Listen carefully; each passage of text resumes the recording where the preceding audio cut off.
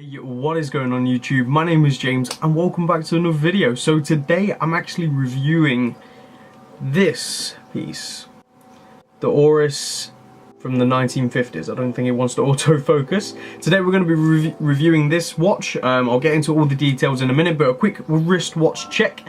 It is day 4 of wearing my Oris. I'm wearing it every day for a week to give it a full sort of run through before I review this watch, but I'm really enjoying it so far, so expect a review of this in a couple of weeks time. But yeah, today we're going to be taking a look at this Oris. Quick background where I got it from. I managed to pick it up on eBay for £40. Now it wasn't just this watch, it came with another Oris watch. I will put a picture up on screen of the pair. I bought the pair, £40, I bidded on it and I won. And I bought this one because I wanted this watch. The other one I'm not a big fan of, you know, that very 1970s sort of style. I much prefer the vintage look of this little watch right here. So my plan was to get both of them and resell the other one. It came broken, the other one did. It came with, it was faulty. It wouldn't go back into neutral position, so it would tick and everything and time would change and it just wouldn't go back into the neutral position with the crown, so it was constantly in time-changing mode, sorry. So it came faulty. Now, if I was to try and get my money back for it, I'd have had to send both watches back, which means this one as well. And I really didn't want to do that. So I decided just to put up with it and put it up for spares and repairs on eBay. In doing so, there was a bit of a bidding war. Even though it was stated as spares and repairs, the people knew what was wrong and apparently it was an easy fix. There was a bit of a bidding war and I ended up getting £47 for that over Oris. So I made £7 profit on a broken watch that I got in a pair that wasn't supposed to be broken. So right now this watch is up for sale on eBay as well, because I thought at that rate, you know, this watch is way too small for me. We'll get into dimensions in a minute. But this watch is just, it's way too small for me, so I was like, I'll get rid of it. It's a beautiful watch, it's a nice vintage watch, it still works, it works perfectly well actually, but it's just not my style. And plus the money that I get from this and the other watch can go towards another watch, you know, maybe a diver, because I've not had experience with a diver yet. Let's change the perspective and actually get into the proper review. I also want to add the style of which I want to review these watches is in a sort of, not a very new format, but basically I want to cover the basics, the genuine facts, and then get on to my opinion, because at the end of the day that's what a review is. It's an opinion of your taste and all that kind of stuff. So there'll be all the facts at the beginning of the review, and then I will move on to all my opinions of the watch and give you a rundown in my opinion of what I think of the watch. Okay, so now we've changed perspective. As you can see, I've gone a bit over the top. I even got the white gloves. Pretty much I want to get into this reviewing thing and actually do it the best I can. Pretty much as I explained, let's get into the real basics of this watch. So let's get into the brand. The brand is Oris. It's an independent Swiss brand, and this watch is dated to the 1950s. It's a 15 jewel manual winding caliber 461 with separate sub-seconds, as you can see right there. The manual wind is great considering its age, you know, it's not exactly a young watch and it still works perfectly fine. Okay, let's get into the case dimensions. Let's move the scale out of the way and we'll bring it in when we need it. So let's start with case size, excluding the crown. As you can see, that puts it at about 33.5 millimeters, about 33.5 millimeters. That is a very small watch to today's standards, but quite a bit on, well, not quite large, but a bit on the larger side for the 50s. You know, the average sort of size of a watch was around 32, I want to say. I may be wrong there, but I am pretty confident they were around 32. So having it about 33.5 makes it a little bit larger. Now, lug to lug. As you can see, lug to lug is nearly 40 millimeters, or about 39 millimeters. Makes it quite broad. I don't know what you'd call these, but I've heard a couple of people refer to them as ears. They are quite broad, which really does give the watch a bit of a larger view. So case width. Now, as you can tell, it's a very thin watch by today's standards. So let's have a look just how thin it is. Okay, we're looking at nearly 11 millimeters right there. So a very thin watch by today's standards, and it's very elegant. It's very small, it's very elegant, very easily mistaken as a women's watch by today's standards, which it actually was on my wrist, and I got asked if it was a woman's watch, which was quite awkward. But anyway, okay, let's do the lug width. So you're looking at quite a standard size of almost 18 millimeters. Pretty much an 18 millimeter strap will fit on this.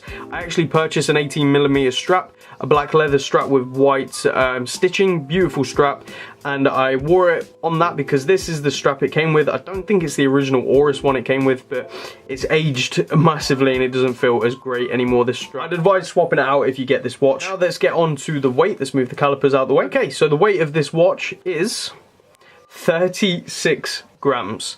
36 grams. That is ridiculously light.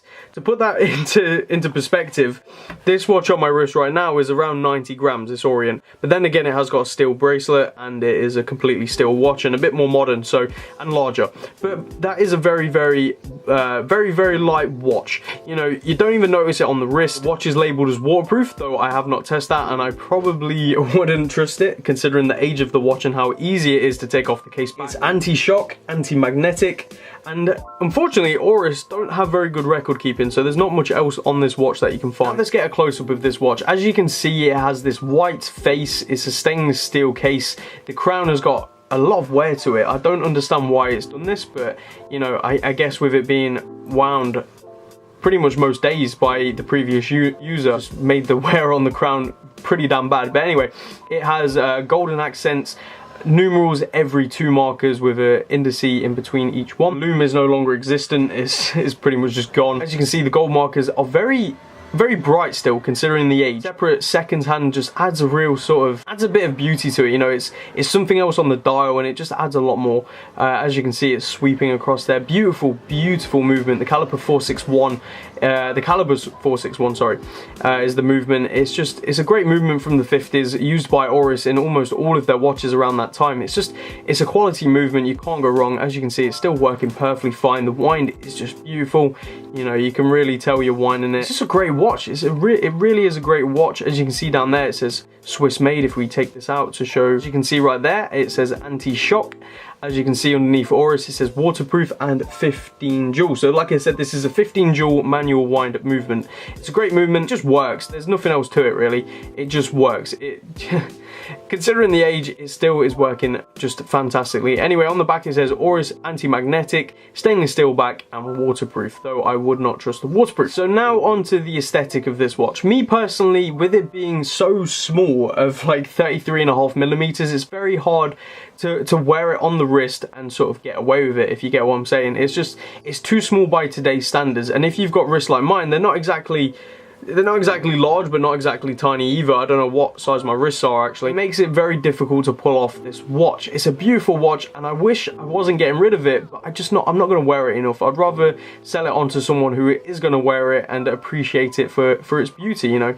It's a shame just to see it sitting there and not being used. But let me put it on the wrist real quick and show you a wrist shot. Okay, so there you see it on the wrist. As you can tell, it just doesn't look right. It's way too thin on my wrist, and it's just a real shame really. Like I said, it's a beautiful watch, but I just really can't pull it off. It's way too small for my wrist. I need something more of this size, you know, 36 plus. I think 36 is the lowest I'll go. I think this is about 37, 38. But yeah, this is just far too small for my wrist. I think you have to have a smaller wrist to be able to pull this off. Now, I managed to pick this up, like I said, for £40 as a pair, so technically I got this watch for £20. Now, £20 for a 1950s Oris is a pretty damn good deal. Now, I'm not too sure how much these things would fetch, but I'm assuming or hoping over £30 at least, which means you can pick up one of these 1950s caliber 461 movement watches for around £30 to £50, I'd say, which is a great deal for the kind of watch you're getting. At the end of the day, you're getting this great aesthetic, vintage looking watch that people can associate with the 1950s. You know, you can almost look at this watch and say, yep, that's the 1950s. This separate sub-second dial it was kind of done in that era, and with it saying anti-shock on the dial, waterproof, that being advertised on the dial, that was definitely something at that era. You know, nowadays, it's not really ever advertised that it's waterproof, anti-magnetic and all that sort of stuff on the face of the watch, because, well, they kind of all are nowadays. As you can see, it's got a beautiful domed crystal. It just sticks out. It's that very, that is 1950s. They did this kind of stuff. They domed the crystal out, and it just gave it a bit more personality. It's just beautiful, and it gives that beautiful look. When you look at the dial, it just warps around the edges that little bit, and it just gives that depth feeling. So aesthetically, this watch is incredible. I can't fault it. Apart from the size, that's the only thing that really puts me off. It's just too small by today's standards and is easily mistaken as a woman's watch. But if you don't care about that, which no one really should, then this is a perfect watch. It really is. It truly, truly is. It's aged very well. The dial is still in great condition. So is the case considering its age. Gold on the dial just still looks beautiful. It just shines. It really truly is great. The only thing that's a shame is this crown. You know, if you can find a replacement for this crown, then I'd probably do it if I was you. But let's open up the case back and have a look at the movement real quick. Now, on the underside of the case, you probably won't be able to see that, but it does say Oris Swiss made watch on the back of the bezel. Now let's have a look at the movement itself. So right here you should be able to see the heart of the movement right there spinning. It is just a beautiful, beautiful movement. Very, very simple in its design and just the way it looks and the way it functions as well. And that's why it's lasted for this amount of years. It's just a functioning watch that you just can't fault. On the actual movement itself, it says Oris Watch Co. Swiss, and then on this side it says 461. Now that is referring to the movement, the caliber, which is what's dated this watch to the 50s, because they use this caliber of movement in the 50s on these watches. And yeah, it's just a beautiful movement. Let's take a second just to appreciate that movement right there. There we go. Look at it just go. I haven't been able to properly test the watch for its accuracy, but what I can tell is it's running about 5 seconds slow a day. So I've not been able to truly test the accuracy of this watch, but what I can tell is it's running about 5 seconds slow a day. So you're losing about 5 seconds a day, which for a movement of its age is definitely not bad. There's a lot worse out there. Okay, now let's change perspectives and we will finish up this review. Okay, so I think that's going to wrap up this review. I'm sorry for that there wasn't much sort of like factual stuff in this video, because Oris just haven't got that much information out there on their vintage watches. You know, the newer watches, there's a lot of information out there. The vintage ones, not so much. So unfortunately, there's not much I can tell you other than what I did. And I hope the review was good enough for you guys, and I hope you've got now an understanding of this 1950s Oris, which is a beauty at the end of the day. And for the price, I don't see how you can go wrong. So if you see one of these on eBay going really cheap, I'd say pick one up, appreciate it for a bit, and then maybe move on, because it's definitely one of those watches that you can appreciate. And I don't think you'll keep it for long, because there's many other better watches out there. But yeah, just a brilliant watch overall, so definitely give it a check out if you can. But anyway, thank you all for watching. I'll see you all in the next video, guys. Take care.